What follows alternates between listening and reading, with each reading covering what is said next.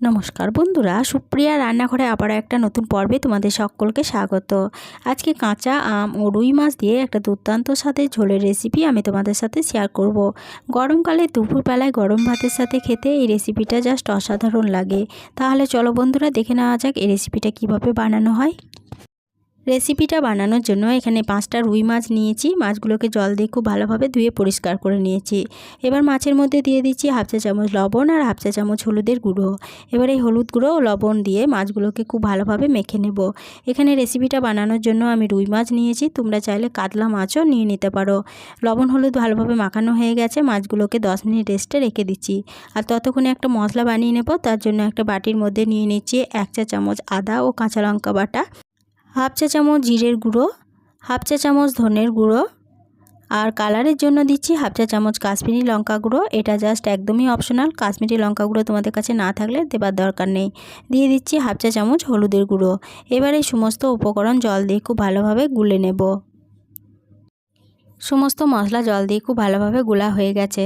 মশলাটা একটা সাইডে ছড়িয়ে রাখছি। এদিকে আরও একটা মশলা বানিয়ে নেব। তার জন্য মিক্সিং জারের মধ্যে নিয়ে নিচ্ছি 2 চা চামচ কালো সর্ষে, আর সর্ষের মধ্যে দিয়ে দিচ্ছি খুব সামান্য পরিমাণ লবণ। লবণ দিয়ে সর্ষেটা বাড়লে পরে সর্ষের তিতো ভাবটা লাগে না। এবার মিক্সিং জারের ঢাকনাটা বন্ধ করে এটা বেটে নিচ্ছি। আর এদিকে নিয়েছি একটা মিডিয়াম সাইজের আলুগুলোকে এইভাবে লম্বা লম্বা করে 6টা ফাঁক দিয়ে কেটে নিয়েছি। আর একটা মিডিয়াম সাইজের আম নিয়েছি, আমটাকেও এইভাবে লম্বা লম্বা করে 6টা ফাঁক দিয়ে কেটে নিয়েছি। এরপরে আম ও আলুগুলোকে জল দিয়ে ভালোভাবে ধুয়ে নিয়েছি, এটা একটা সাইডে সরিয়ে রাখলাম। এদিকে গ্যাসের ওভেনে একটা কড়াই বসিয়ে গ্যাসটা অন করে কড়াইয়ের মধ্যে দিয়ে দিচ্ছি পরিমাণ মতো সর্ষের তেল। তেলটা ভালোভাবে গরম হয়ে যাওয়ার পরে কড়াইয়ের চারপাশে খুন্তির সাহায্যে এইভাবে তেলটাকে একটু ছড়িয়ে নিয়ে তেলের মধ্যে মাছগুলোকে একে একে দিয়ে দিচ্ছি। সমস্ত মাছগুলো দিয়ে দেওয়ার পরে বেশ কিছুক্ষণ অপেক্ষা করার পর এক পিঠ যখন ভাজা হয়ে গেছে তখন এইভাবে মাছগুলোকে উল্টে দিচ্ছি।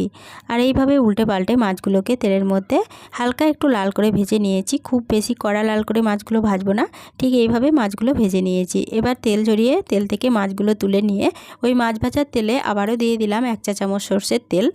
আর ফোড়নের জন্য এখানে দিয়েছি হাফ চা চামচ 5 ফোড়ন।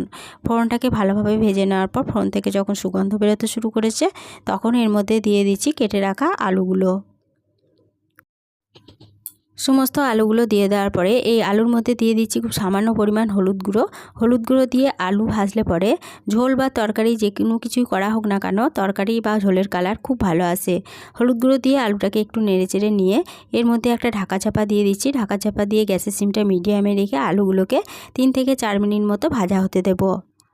4 মিনিট পর ফিরে এসে আলুর ঢাকা চাপাটা খুলে নিলাম। এরপরে আলুগুলোকে আরও একটু নেড়েচেড়ে নিচ্ছি। আলুগুলো বেশ লাল লাল করে ভাজা হয়ে গেছে, এর বেশি আর আলুগুলো ভাজবো না। এবার এর মধ্যে দিয়ে দিচ্ছি যে মশলার পেস্টটা গুলে রেখেছিলাম সেটা দিয়ে দেব। সমস্ত মশলার পেস্টটা দিয়ে দিলাম। এবার এই আলুর সাথে মশলার পেস্টটাকে ভালোভাবে কষিয়ে নেব।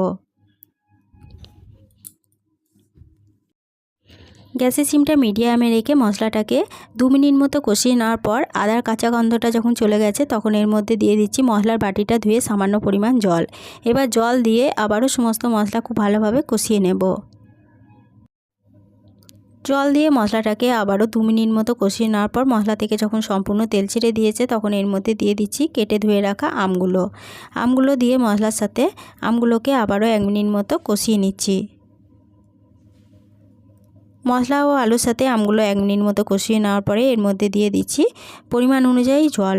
এখানে তোমরা যেরকম গ্রেভি রাখতে চাও সেরকম অনুযায়ী জলের পরিমাণটা কম বেশি করে নিতে পারো, তবে এই ঝোলটা একটু পাতলা পাতলা ভালো লাগে, তার জন্য জলটা এখানে আমি একটু বেশি পরিমাণ ব্যবহার করেছি। জলটা দিয়ে সমস্ত উপকরণের সাথে নেড়েচেড়ে মিশিয়ে নিয়ে যে সর্ষেটা বেটে রেখেছিলাম সেই সর্ষের বাটাটা এর মধ্যে দিয়ে দিলাম। এবার সর্ষে বাটা দিয়ে সমস্ত উপকরণের সাথে খুব ভালোভাবে নেড়েচেড়ে মিশিয়ে নিয়ে এর মধ্যে দিয়ে দিচ্ছি স্বাদ অনুযায়ী লবণ, আর এর মধ্যে দিয়ে দিচ্ছি 1.5 চা চামচ চিনি।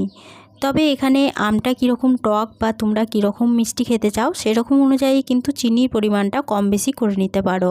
চিনি ও লবণটা সমস্ত উপকরণের সাথে ভালোভাবে নেড়েচেড়ে মিশিয়ে নিয়ে গ্যাসের সিমটা মিডিয়ামে রেখে এটাকে 2 মিনিট মতো ফুটিয়ে রান্না করে নেব। 2 মিনিট মতো ফুটে যাওয়ার পরে এর মধ্যে দিয়ে দিচ্ছি ভেজে তুলে রাখা মাছগুলো। সমস্ত মাছগুলো দিয়ে সমস্ত উপকরণের সাথে মাছগুলোকে একবার ভালোভাবে নেড়েচেড়ে এর মধ্যে একটা ঢাকা চাপা দিয়ে দিচ্ছি। ঢাকা চাপা দিয়ে গ্যাসের সিমটা মিডিয়ামে রেখে এটাকে 3 থেকে 4 মিনিট মতো রান্না করে নেব। 2 মিনিট পর ফিরে এসে একবার ঢাকা চাপাটা খুলে নিয়ে মাছগুলোকে উল্টে দিচ্ছি।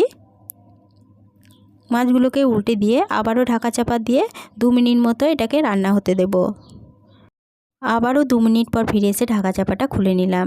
মোট 4 মিনিট ঢাকা চাপা দিয়ে এটাকে আমি রান্না করে নিয়েছি।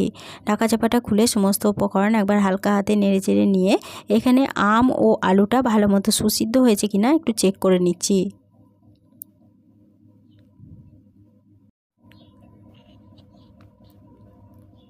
এখানে আম ও আলু খুব ভালো মতো সুসিদ্ধ হয়ে গেছে। এবার গ্যাসের সিমটা বন্ধ করে দিয়ে ঢাকা চাপা দিয়ে এটাকে আরও 5 মিনিটের জন্য স্ট্যান্ডিং টাইমে রেখে দিচ্ছি। 5 মিনিট পর ফিরে এসে ঢাকা চাপাটা খুলে নিয়ে আমরুইটা কড়াই থেকে নামিয়ে নিয়েছি। গরম ভাতের সাথে পরিবেশনের জন্য আমরুই আমার একদম রেডি হয়ে গেছে। রেসিপিটা প্রথম থেকে শেষ অবধি দেখার জন্য তোমাদেরকে অসংখ্য ধন্যবাদ। রেসিপিটা ভালো লেগে থাকলে ছোট্ট একটা লাইক দিয়ে এরকম নতুন নতুন রেসিপি পেতে প্লিজ আমার চ্যানেলটা সাবস্ক্রাইব করে আমার পাশে থেকো। বন্ধুবান্ধব সকলের সাথে শেয়ার করে দিতে ভুলো না প্লিজ। আজকে রেসিপিটা কীরকম লাগলো কমেন্ট করে জানাতে ভুলো না। আজকে এই পর্যন্তই ছিল, ফিরে আসবো আবার নতুন কোনো রেসিপি নিয়ে।